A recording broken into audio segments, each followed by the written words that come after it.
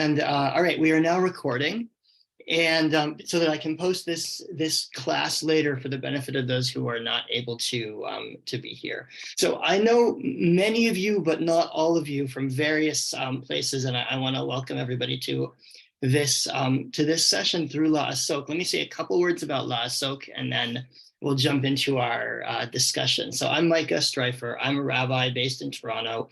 Most of you know that. And I'm also the founder of Laasok. Laasok is a Beit Midrash, a center for Jewish study that focuses especially on connecting liberal Jews and those who are Jewish adjacent with Jewish texts in ways that are authentic and also affirming of our liberal Jewish values like pluralism and autonomy and inclusiveness. And actually, that's going to relate really closely to the conversation that we're going to have today, this issue of the chosen people. So many of you are already involved in Laasok classes in one way or another. If you're not and you'd like to be, I'd be thrilled to talk with you about that. We have not only weekly Torah study classes, but also a weekly podcast where I explore the Torah portion through progressive Jewish eyes, as well as some really interesting classes coming up that I'm about to announce over the next 4 to 6 weeks. A class on the history of Jerusalem, a class on Abraham Joshua Heschel, a class on Jewish prayer and how to make it meaningful. So if you're interested in any of that and you're not already on the Laasok mailing list, just let me know through the chat. Send me your email address and I'll put you on the mailing list, and you'll get all the info about things that we have coming up. So I'm going to share my screen, as I like to start any study with a blessing. Are you all seeing my screen now? It's got like a hand with a magnifying glass. Excellent. All right, so if you'd like to join me in the blessing for study of Torah, you can do so. The words are right there on your screen in Hebrew and in English. Baruch atah Adonai Eloheinu melech haolam asher kidshanu b'mitzvotav v'tzivanu la'asok b'divrei Torah, which means praised is the Eternal One, whose commandments, whose mitzvot make our lives holy, and who commands us to immerse ourselves, to engage ourselves in words of Torah. And that's what Laasok means, which is why I named this organization Laasok. So we're here to talk today about the issue of the chosen people and whether we even still believe in it. Now, I purposefully phrased that in a provocative way in order to engender conversation. And what I want to do over the next hour is we're going to go through some texts, both ancient and modern, biblical texts, rabbinic texts, as well as some modern Jewish statements about chosenness, and talk about what this matter of chosenness has meant over the course of the last 3,000 years of Jewish history. And I also want us to be able to have a conversation about what we think, about how we and if we relate to this notion, whether we see it as problematic, whether we see it as important to our Judaism, whether there's some way to recast it in modern Jewish thought. So before we do any of that, let me ask you to do a little bit of free association. When you hear the word chosen people, what words come to mind? Just whatever pops into your head. You can put it into the chat. What words, what ideas, what concepts, what notions? Just throw it into the chat and let's see what we associate with the concept of chosenness.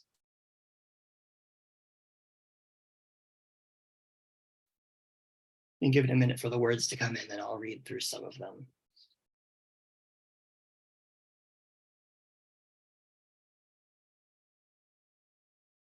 All right, I see Torah given to the Jewish people. I see selected, right, which is maybe another word for chosen, but also another way to think about what it is to be chosen. Kadosh, Bob put the word kadosh, which is Hebrew for holy, and holy means separate. So this idea of separateness comes into chosenness as well. I see burden. That's an interesting notion, and we will come back to that. Special, obligation, privilege. It's interesting that both obligation and privilege came up. Obligation and privilege are very different things, right? But somehow they're both associated with the concept of chosenness. I see responsibility, I see separated. Chosen to what? Good question, Eva, and maybe we'll get into that responsibility, covenant problems. Is it fair for one people? Is it fair, right, for one people to be chosen? Is this a problematic notion that one people is chosen? And then I see better than. So a whole gamut of different word associations here. Some of them that have, I think, quite a positive resonance. Some of them that have a resonance that has to do with obligation or responsibility.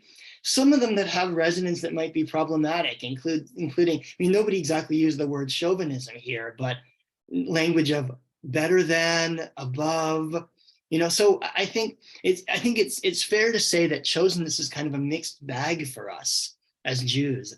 And one of the things that I think we'll see over the course of the next hour is that actually chosenness has always been a mixed bag in Judaism, and that the Jews have always been busy rethinking what this notion means. So 2 quick video memes that came up when I thought of chosenness. One is this phrase, this notion is so much part of our popular culture. If you think about, movies like the Prince of Egypt, the idea that, the Jews were chosen. Even there's Mel Brooks comedy around the idea of chosenness. You can picture Mel Brooks with the 15 commandments, and then he drops 5 of them from History of the World. One phrase that always comes up in my mind, I don't know if this was intended as funny or not, but it does strike me as funny. Rabbi Lionel Blue died a couple of years ago, who was known for having said, "The Jews are just like everyone else, only more so." Right? So to me, this idea that we think, as Jews, we want to think of ourselves as like everyone else, and yet also there's this notion of separateness in some ways kind of baked into what it is to be Jewish. And the other thing that came to mind for me as I thought about chosenness is this guy died, a couple months ago. That's Chaim Topol playing Tevye. And what does Tevye have to say about chosenness? He has the following to say.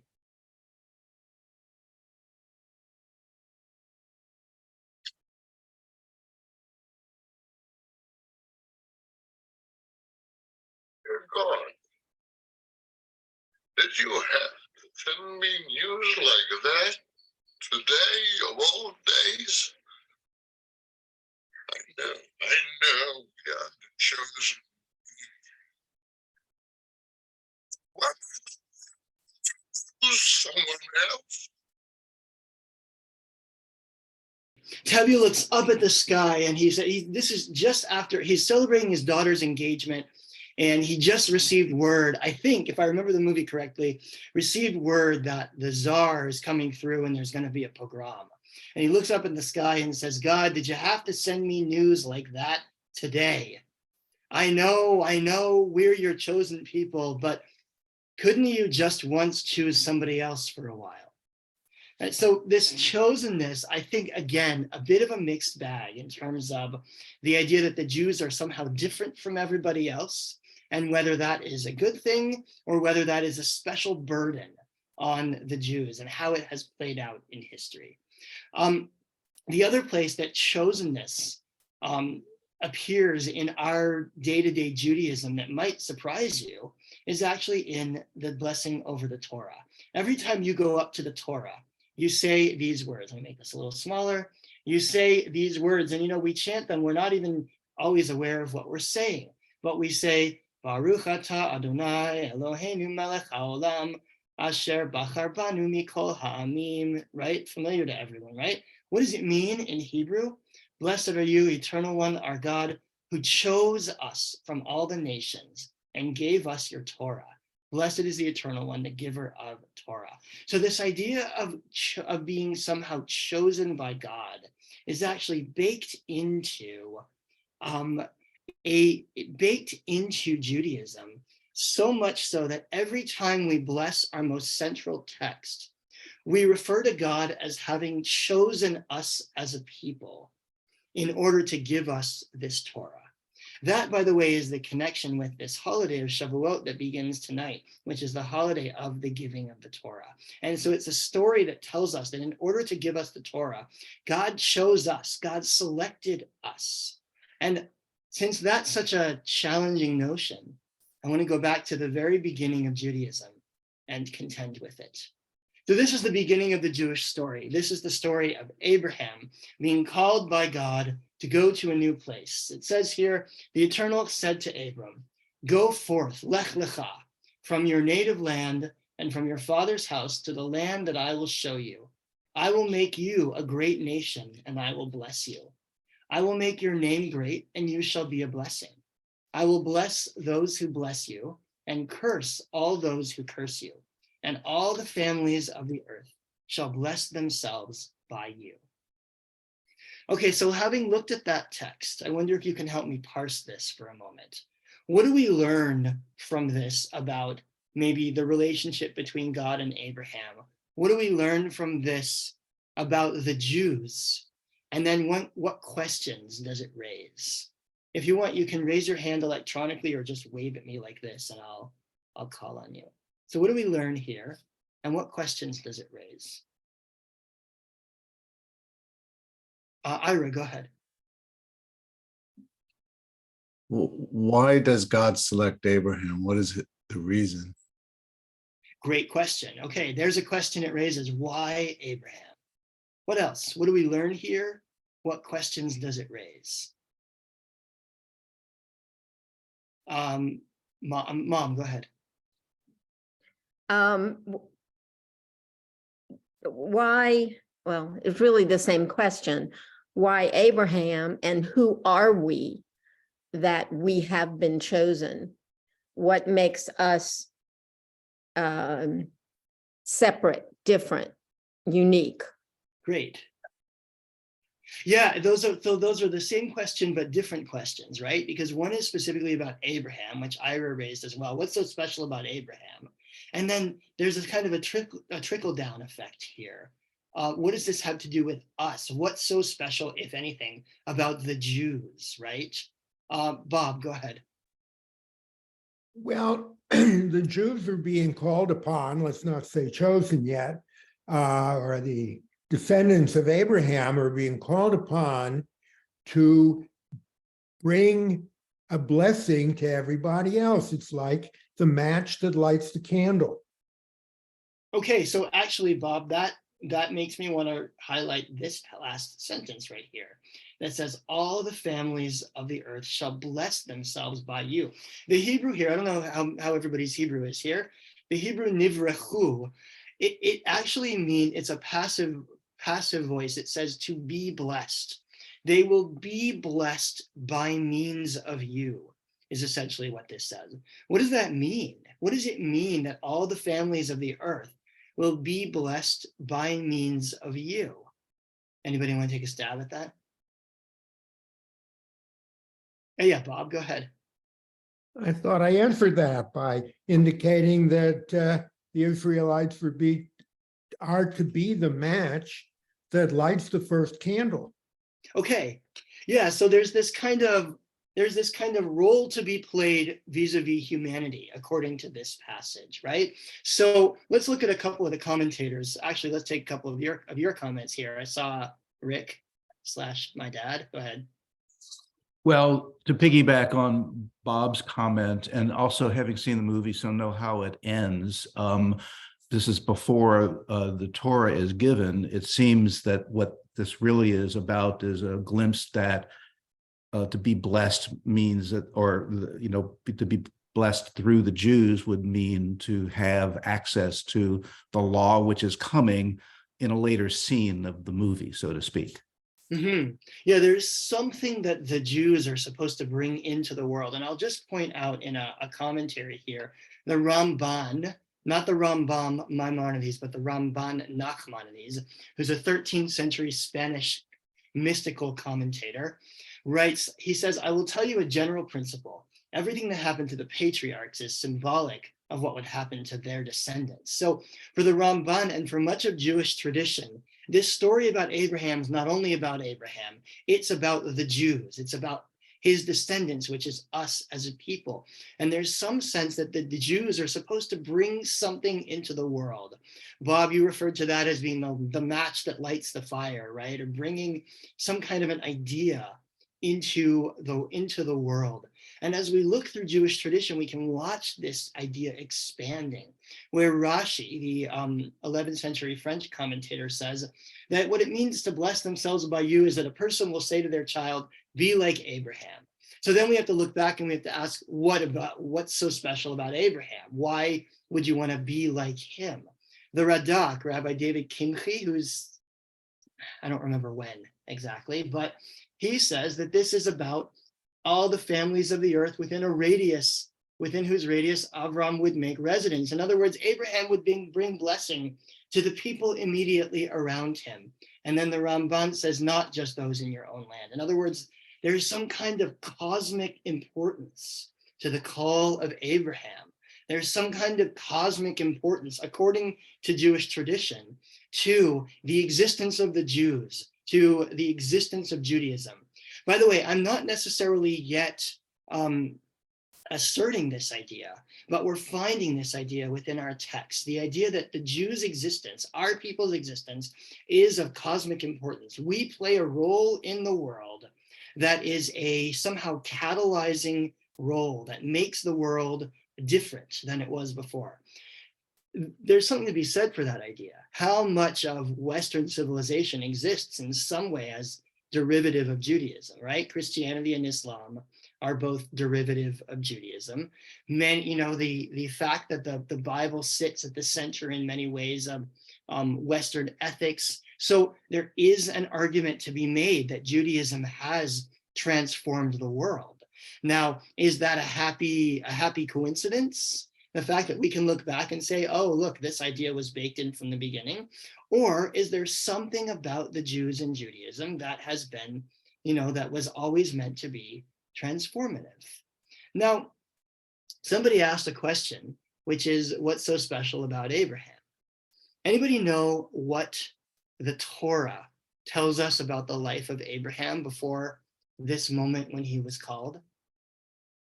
All the information that the Torah tells us about what Abraham did, why he was so special, why he was called to be God, to follow God. Anybody know exactly how many words there are in the Torah about what happened first?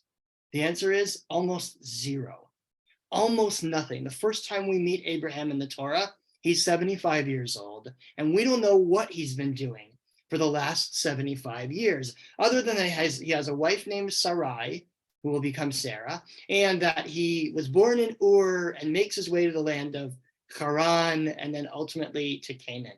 So the rabbis tell stories about what it was that makes Abraham so special. Now, when I ask lots of Jewish people, they think this story is in the Torah, but it turns out it's not. This is the rabbi's story about what made Abraham so special, that he was called, that he was chosen by God. And the story goes as follows. This is quite abridged. It's about 4 times this long in the Midrash, but I figured I'd give you the shortened version. Abraham's family used to make images and sell them in the market. One day, when it was Abraham's turn to sell, his father Terach gave him several baskets of household gods and set them up in the marketplace. A man came to him and asked, "Have you a god to sell?" Abraham said, "What kind of god do you wish to buy?" The man said, "I am a mighty man. Give me a god as mighty as I am." And the man was about to leave. Abraham asked him, "How old are you?" The man answered, 70 years. Abraham said, "Woe to a man who is 70 yet prostrates himself before this thing which was made only today." At that, the man flung the god back into Abraham's basket, demanded the return of his money, and went his way. Abraham's not a very good salesman, is he?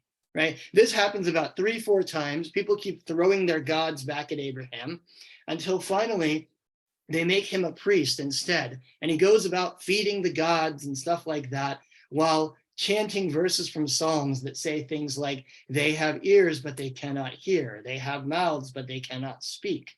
Until finally a woman comes in carrying a bowl of fine flour and said, "Here, offer it to the gods." At that, Abraham seized a stick, smashed all the images, all the idols, and placed the stick into the hand of the biggest of them. When his father came, he asked, "Who did this to the gods?" Abraham answered, "Would I hide anything from my father? A woman came with a bowl of fine flour and said, 'Here, offer it up to them.' When I offered it, one god said, 'I will eat first,' and another said, 'No, I will eat first.' Then the biggest of them rose up and smashed all the others. His father replied, "Are you making fun of me? They can't do anything." And Abraham said, "Let your ears hear what your mouth is saying." How many know this story? Is this familiar to some of you? A few of you, right? Yeah.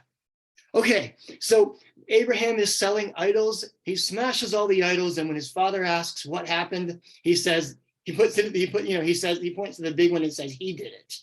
And Terach says, "He can't." And Abraham says, "Duh, gotcha," right? So, okay, what does this story, which is created by the rabbis, add to our picture of chosenness?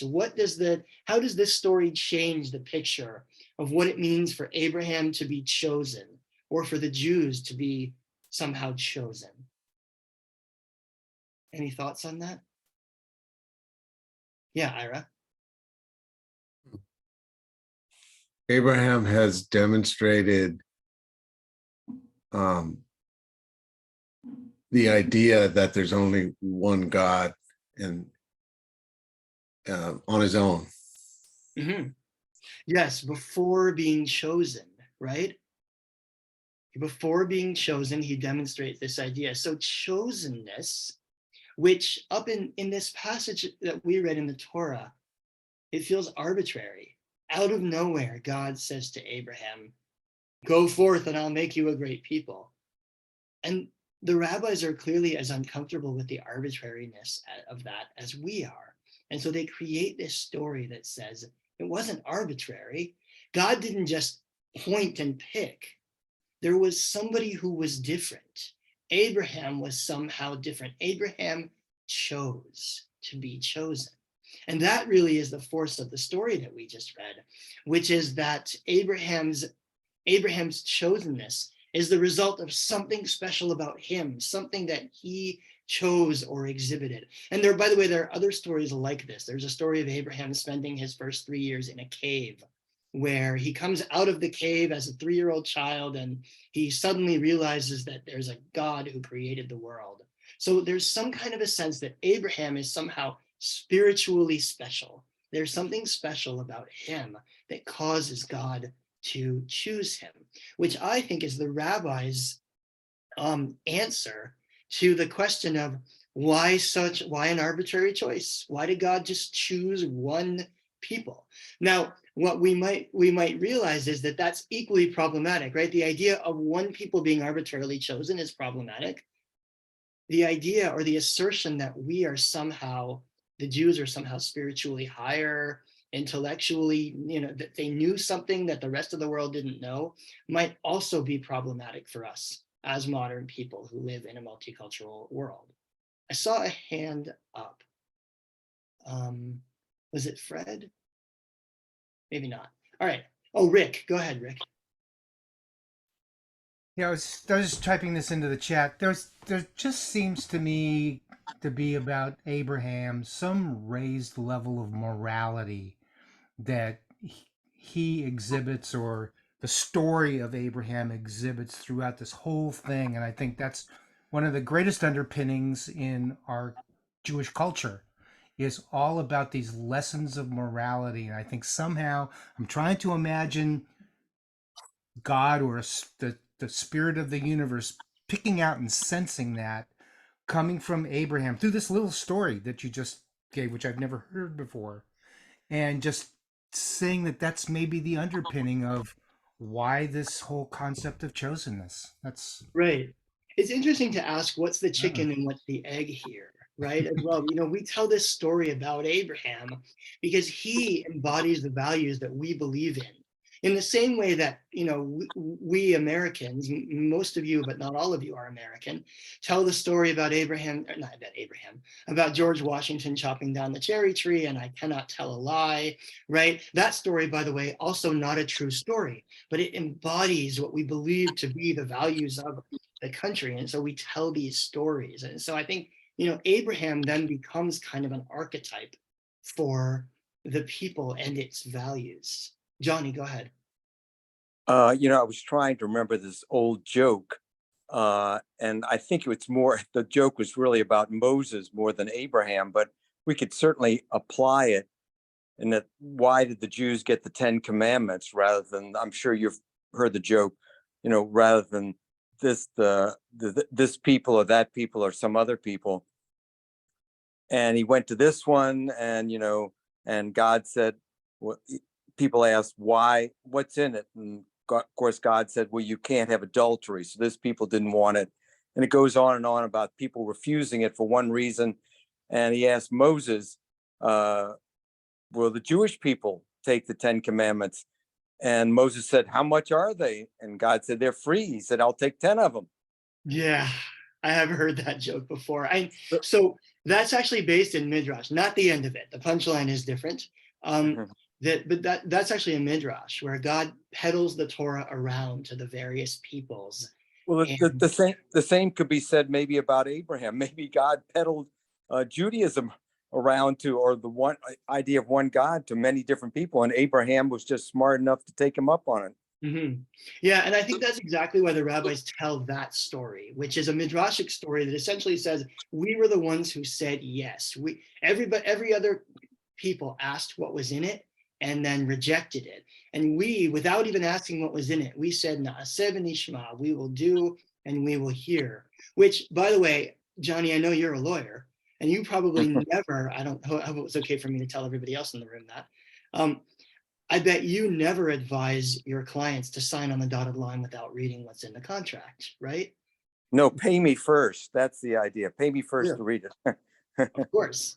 But that Midrash actually says we signed on the dotted line without reading the contract, right? Which is a statement of ultimate faith, which is another way of saying we chose it. We're not the chosen people. We're the ones who chose, the ones who opted in, which I think also reflects the rabbi's discomfort, or at least the rabbi's nuanced thinking about this ancient concept of election. Ira, go ahead. I was just wondering, it seems to me that God is choosing Abraham and saying that his descendants will become a great nation rather than choosing a people. It goes both ways, I think. Are those two things different, you think, Ira? No, but yes.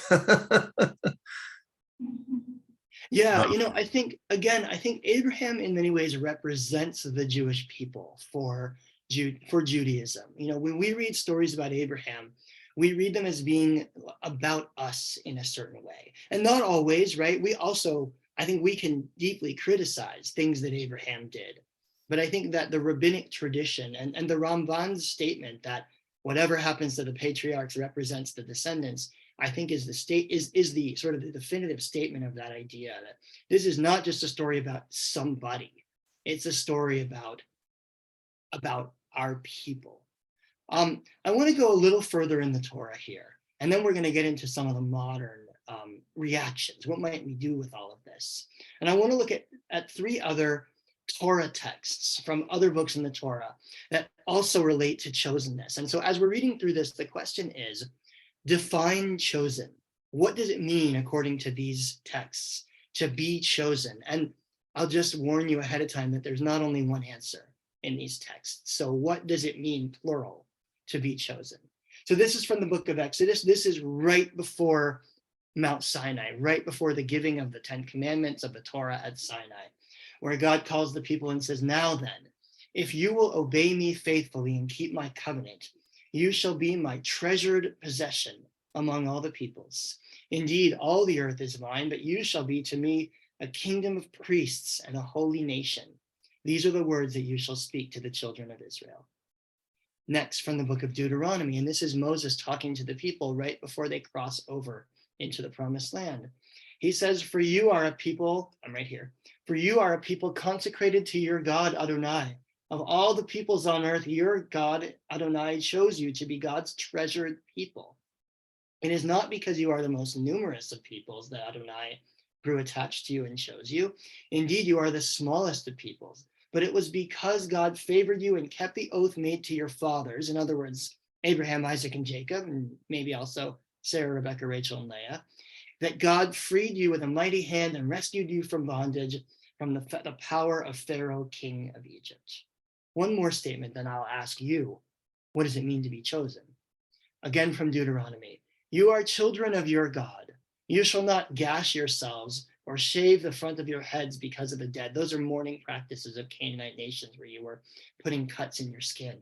For you are a people consecrated to your God Adonai, and your God chose you from among all the other peoples of earth to be a treasured people. You shall not eat anything abhorrent. Then it goes on to give laws about kashrut, keeping kosher and things like that. So here we have 3 passages. These are really the sort of the 3 touchstone passages about being the chosen people from the Torah. So as you look over those 3 passages, define chosen. What does it mean to be chosen? Sid, go ahead. Yeah, I think there's three themes in the 3 different passages. So the first one sort of says it's contingent. You know, if you behave properly, you're chosen. The second one says it's not contingent.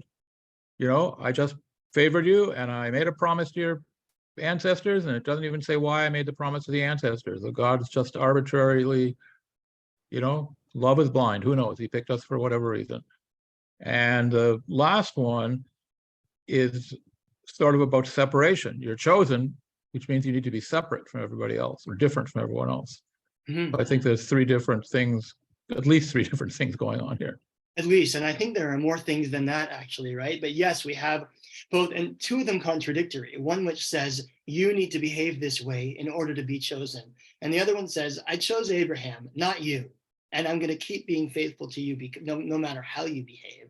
And then we have this matter of sort of, you know, how you, again, in the last passage, that you should act in certain ways because you're chosen. What else? What else can we add to the definition of chosenness here? Bob, go ahead.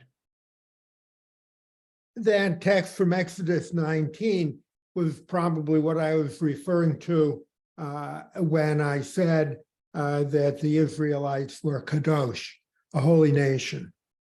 And that's the separateness that we have been chosen for, whether it is a blessing or a curse. That's what we've got. Yeah, kadosh meaning holy or separate, right? And you have in this passage, there's actually in that passage 2 different definitions of chosen. One is the idea of treasured possession, which is the rabbis say, do I have Rashi down here? Yeah, Rashi says this is like a precious stone, like the treasure of kings. But the other notion that's in that same passage is this idea of kingdom of priests. What's a kingdom of priests? The kingdom of priests, I think, is meant to refer to, like in ancient Israel, there was a priestly class who served God on behalf of the people. Kingdom of priests sounds like the entire people are supposed to serve God, and maybe even on behalf of the rest of the world. So back to that idea that several people raised earlier, of that there's some kind of a mission, some kind of a job to do, to bring a light, or to bring an idea, to bring, you know, a notion to the rest of the world. We talk about it as light to the nations, right? Or Bob, you talked about lighting the match, that, you know, being the match that lights the flame, something like that. I saw my mom's hand up. Go ahead. So this is sort of relevant. Last night, I volunteered at the Museum of the Southern Jewish Experience. There was an event, and yes, there are Jews in the South. So a woman was there, and most of the attendees were not Jewish. And we were just talking, and she had a question. She said, why is it that Jews are very giving people and of themselves, and so I asked her, I said, are you Jewish? And she chuckled and she said, no, I'm Cajun. But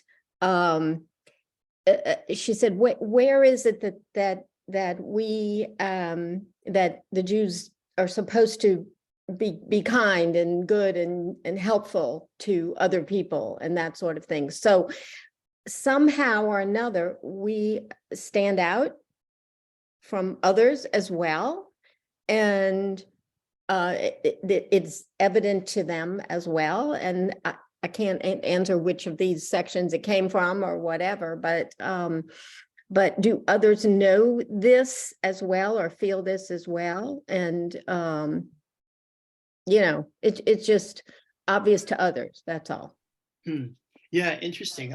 I don't know if I believe that all Jews are kind and giving, but, you know, I think we think of it as a Jewish obligation, right? And the Torah talks about the idea that you were strangers and therefore you should take care of the strangers. I think this is, again, sort of baked into Judaism, that you have an obligation to live in a certain way. Now, does that make us different from other people? You know, do Christians also believe that they're supposed to live in a certain way, and Muslims also believe that they're supposed to give charity, etc.? Maybe, but I think in some ways that, you know, that is connected with the notion of chosenness, because of this idea of mission. So I see several hands up. I see Anne, I see Lauren, I see Zinni. Go ahead, Anne. Yeah, isn't it the whole story of our Torah is love thy neighbor as thyself?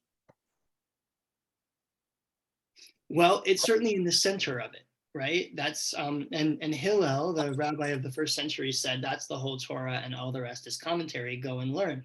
But I think the pushback then would be, is that so different from anybody else? Isn't that also They're not commanded. They're not commanded. We are commanded. Interesting. Yeah, I think that's the question, right? Is there some difference? Or is it, again, the Jews are just like everybody else, only more so? I see Lauren and then I see Zinni. Well, first of all, love thy neighbor. The love thy neighbor quote is also construed as don't treat other people in a manner that you don't want to be treated yourself, which is quite another way of looking at it. It's taking it's establishing rules. I think that for me, this is all rabbinic. The Torah is by many people's understandings and belief rabbinic also, which means it occurred many, many years after all these stories. And whether these people are real or they're fictitious isn't really a debate here. But I think what the rabbis did is they created an evolving standard of ethics, and much different than what Christianity and its proponents and the Muslim religions and their proponents developed. Our tradition and our rabbinic history is what gave us the values that we could think about. And I think that many of these things are conflicting because they evolved over time. And the Midrash and all of the other commentary came later in many instances than some of the writings of the Torah.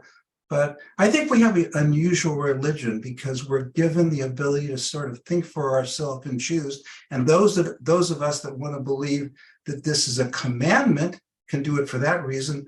Others of us that want to believe that the values are there and we have to seek them out for ourselves, that's a choice that I take. That's a path that I walk down. So Yeah, thank you. Zinni, go ahead. Oh, Zinni, you're muted. I hear, I don't understand exactly why we were chosen. I hear that we are chosen and these are the rules we have to follow. And the rabbis made up stories to interpret the background. But why was not another group of people chosen to do these things that we are chosen to do? We are separate. That's all. So, I mean, fair question. And if God was here, we could ask that, right? And so I think the best that we humans do, I believe that religion is a human construct. Religion is what we do in order to try to approach or try to be in touch with the holiness that we experience in the world, which we call God. And so, I don't think we can answer questions about why God does what God does. We think about God in 1,000 different ways anyway. But those stories that the rabbis are telling about Abraham smashing the idols, about the Jewish people accepting the Torah, those are the rabbis trying to answer the question that you just answered, Zinni, which is to say, why did God choose us? Because we can't ask, because we won't, because you can shout to the heavens and you won't get an answer. And so to me, the question is not why did God choose, but rather why has Judaism been built on this idea of being chosen, of having either special privilege or special mission of some kind. I see Sandy, and then I'm going to jump to the modern texts. Go ahead, Sandy. Thanks so much. So I will say that initially I really did struggle many, many years ago with the concept of chosenness. And then I think it was within our B'nai Mitzvah classes that you guided us, and I came into a realization of that concept of responsibility, of being chosen for a responsibility. But I will say that same struggle has come up again when I see my treasured possession as written in Exodus. I really struggle with that. We can be called a valued community. We can be called a lot of things, but the treasured possession, all I can acknowledge right now is that it just doesn't sit quite right. It feels awkward. Yeah, I appreciate that, Sandy. And I think, and I think it's really important for us to say out loud that sometimes we can look, as liberal Jews especially, we can look at elements of Jewish tradition and we can say that is not something I'm comfortable with, right? And so maybe the idea, and so there are really three sort of strains of thought here with regard to chosenness that we've seen within the rabbinic tradition. One is God chose you and you're more special than everybody else. And that's that treasured possession idea. One is the idea that we chose, we accepted the Torah. Abraham smashed the idols. It wasn't God choosing us. It was something that we brought to the world that caused us to be chosen. And the third strain of thought, which is what Sandy just mentioned, is the idea of mission, that being chosen actually means you have a job to do in the world, not a special privilege, but a special burden, essentially. And somebody used the word burden in our chat at the very beginning here. So actually all those ideas bring us to the modern era. As usual, I've prepared way too much text here. We won't get to everything, but I think it's interesting to note that in modernity, the idea that we're somehow special or higher or better has been very uncomfortable for almost all strains of thought within Judaism, even the Orthodox. And here's Rabbi Jonathan Sachs, alav shalom, writing about what it means to be chosen. Rabbi Sachs was an Orthodox rabbi, chief rabbi of the UK. He writes that Judaism has a structural peculiarity so perplexing and profound that though Christianity and Islam took much else from it, they did not adopt this. It is a particularist monotheism. It believes in one God, but not in an exclusive path to salvation. The God of the Israelites is the God of all mankind, but the demands made of the Israelites are not asked of all mankind. As the rabbis say, the pious of nations have a share in the world to come. So what Rabbi Sachs is saying here is essentially the idea of chosenness is actually somehow inclusive, because it means that we don't have to try to get other people to be Jewish like us. If you believe you have the one right way, then it follows from that almost automatically that you want other people to follow your way also. So you'll go and you'll either try to convince them, try to force them, or kill them, right? And we've seen lots of that throughout history. Why, according to Rabbi Sachs, have the Jews largely not done those things? Because of chosenness. Because we believe that this was commanded only to us. Now, not the whole idea was commanded only to us, but the special obligations of Jewishness were commanded only to one people. So you can become Jewish, but you don't have to become Jewish. So that, I think, for Orthodoxy has, and we'll see in a moment that there's resonance of that in Reform Judaism also, has been a way of saying we're chosen, but not necessarily better.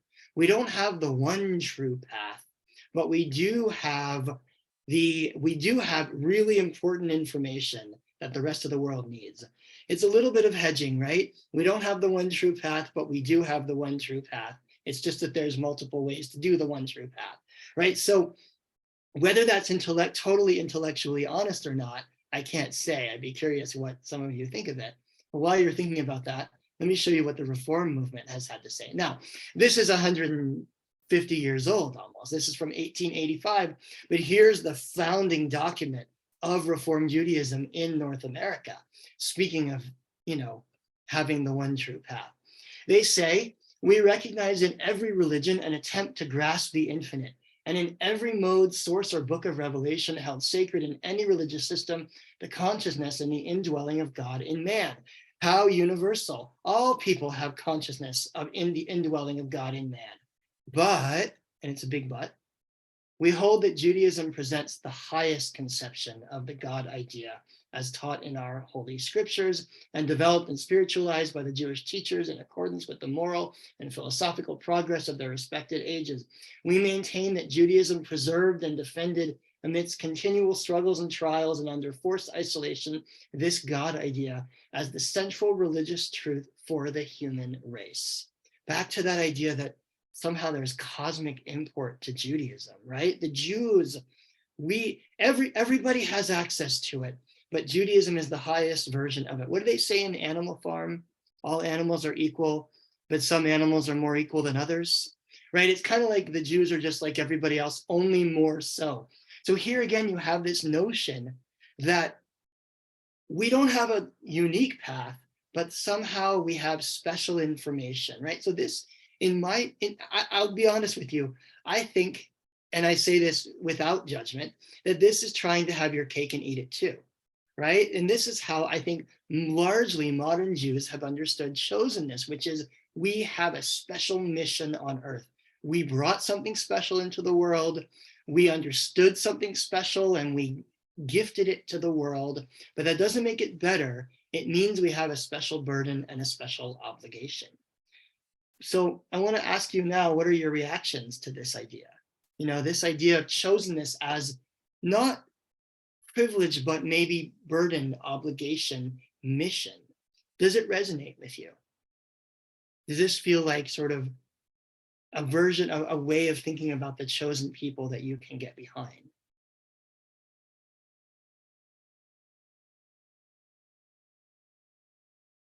Nobody? Have I completely stumped the room? I see a couple thumbs up. I see Sid. Go ahead, Sid. So to the extent that even the Reform vision or Rabbi Sacks' vision is somehow cosmic or divinely ordained or something, you know, metaphysical, it's nonsense, in my opinion. And it's also destructive and arrogant and yeah, destructive and arrogant, I guess, are two things as well. You know, to think that Jews are either better chosen or have a special mission that nobody else has is like, why would that be? Why would the universe be organized that way? Like that, you know, if you want to say Judaism chooses to try to be different, better, whatever, okay, that's something that we're choosing and aspiring to. So as an aspirational claim of something that we want to do, it makes some sort of sense that we want to be better. We want to teach the world to be just and good and stuff like that, or we should, you know, because even claiming that all Jews want to is kind of, you know, flies in the face of reality, you know, but the Judaism wants us to be. Okay, so there's a system that wants us to behave a certain way. That makes sense. But to claim that it's cosmic or built into the fabric of the universe is as I said, is arrogant and destructive. So because Sid said that, I see some other hands, but because Sid said that, let me bring in one last text that represents kind of the other side of the argument. And that is from Rabbi Mordechai Kaplan. Kaplan is the founder of Reconstructionist Judaism, and Reconstructionist Judaism essentially rejects the notion of chosenness. I don't want to read this whole thing because we only have 7 minutes left, and I'd rather hear what all of you have to say.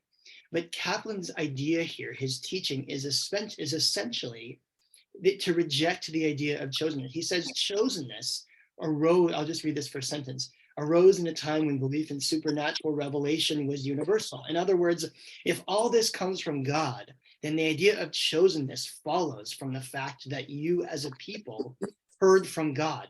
God chose you, God talked to you, That's where chosenness comes from. But Kaplan says that that's been problematic throughout history because lots of people have thought they were chosen and then gone on to destroy, kill, try to convert, oppress other people because of it. And so from that, I love this. I think this sentence right here kind of sums up what he says from a Reconstructionist standpoint.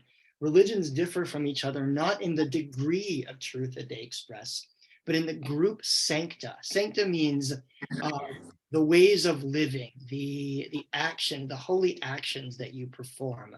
But in the group sancta, resulting from the specific group experiences which they interpret as having been revealed by God or as revealing God. In other words, Judaism is not any better than Christianity. It's just that they both have different ways toward God, Kaplan says. So that's the other end of the argument, is to say, we reject the notion of chosenness entirely. The Jews are a religious people like every other religious people, and we have a route to God, but so do the Christians, and so do the Muslims, and so do the Hindus, and so do, and so do, and so do. So we now have two sort of, I think, positions staked out here. One which says chosenness is palatable to us only as a mission, a special mission that we have, not a special privilege. And one that says chosenness is not palatable to us at all. We reject this notion entirely. The Jews are just like everybody else, no more so, simply just like everybody else. Now, your reaction. I see Lauren, go ahead. Well, I think he's on target. I think that we all, children, as we grow up, we need direction, we need rules to live by. And I think that when the rabbis wrote all these things, they were starting from a clean slate, and they were trying to interpret what they feel was part of the message of the Jewish people. So I think that if we read this documentation literally, I think it does bring up for many of us a real adverse response. But I think that this particular document, this particular article does put it in some focus, saying we need a starting point, and we need to learn from the lessons that we learned from as they evolve. So I would agree with this particular Reconstructionist interpretation of chosenness. I'm not preoccupied about it most of the time. I do get, certainly when we're attacked as Jews, we circle the wagons and we try to protect ourselves. And this is one of the things that we can fall back on. It's easy to do, but I don't think that's the way we should live our lives. Great, thank you, Lauren. Bob, go ahead. I think that this may be a problem in the sense of this recent article, I think from the Atlantic, about how too much assimilation is leading to more anti-Semitism. And the idea that we're just like everybody else, only more so, focusing on the we're like everybody else, reduces the things that make us unique as Jews. It doesn't make the anti-Semitism go away, and it fails to identify us in a unique way as being a group that ought to have a right to exist in our own way. Now, I don't mean with pious and in shtetls and so on, but we need to have separateness in order to be Jews and descendants of Abraham. And I think we need to stand up for that separateness and not go too far along the, it's just another path, and you can take any path. You can take any path, but we still have a special role to play, I think. Mm-hmm. Yeah, so it's interesting to think about what are the poles or the edges of this discussion, right? The Jews are just like everybody else, period. Is potentially a dangerous position with regard to the dissolution of our way of life, assimilation over time. If there's nothing special about us, then why stay Jewish?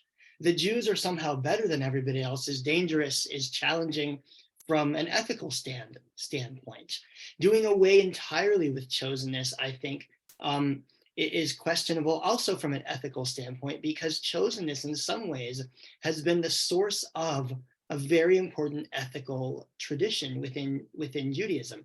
By the way, the other group that had to rethink and in some ways reject the notion of chosenness was Zionists, because the idea of creating a Jewish state was in many ways the idea of making the Jews like everybody else. Italians have Italy, French have France. Jews should have a state just like everybody else.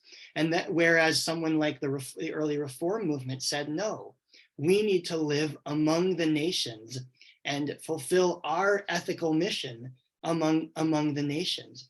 So I think at the end of the day, that we as a people have both not been willing to hang on to the idea that we're better than others, because that's unpalatable, but also not totally been willing to give up completely on the idea of chosenness, because it somehow reduces us to being, to Judaism to being somehow not special, not of cosmic import. And we're not always quite willing to say that as a people. And so in the end, I don't have a resolution to this, but I think it's interesting to see we've staked out the various ends of the spectrum and that none of them seems entirely satisfying with regard to what does it mean to be chosen. I'll just end with one quick text, and Johnny preempted me from quite a while ago when he told his joke, which is, look, Johnny, I had your joke here in the Midrashic form. The idea that God went to all the other nations. God brings the Torah to one group and says, do you want my Torah? That group says what's in it. And God says, you shall not kill. And they say, no, thanks. One by one, God brings the Torah to all these people until finally God brings it to Israel. And they say, we will do and we will hear, which is to say, we want this way of life without even asking what's in it. We choose it wholeheartedly of our own volition. Second quick story, which is that when the people of Israel were standing at Sinai, God picked up the mountain, held it over them and said, do you want my Torah or should I drop this on you? And the people said, okay, sure, we'll take it. So that's a story that says we didn't choose it. It was forced on us. And Jewish tradition presents us with both of these ideas, that Judaism is something that we choose of our own volition, and Judaism is something that is forced on us, that is a weight on our shoulders. And I have to tell you, I think that both are true at the same time, right? That we fully choose day after day after day to be Jewish, to live lives according to Jewish values. And also the weight of Judaism is on our shoulders. We can feel it from generations upon generations of people who came before us. Whether we were born Jewish or whether we became Jewish, we still have the weight of tradition on our shoulders. And so I think we as Jews are always both choosing and also having it chosen for us to be part of this ancient tradition that has both taught us ways to live and also brought so much to us and brought so much to the world. So I want to thank you for your discussion. This is interesting for me. I hope it was interesting for all of you as well. A Chag Shavuot Sameach, a very happy Shavuot holiday that begins tonight. Eat lots of cheesecake and ice cream and enjoy, everyone. Take care.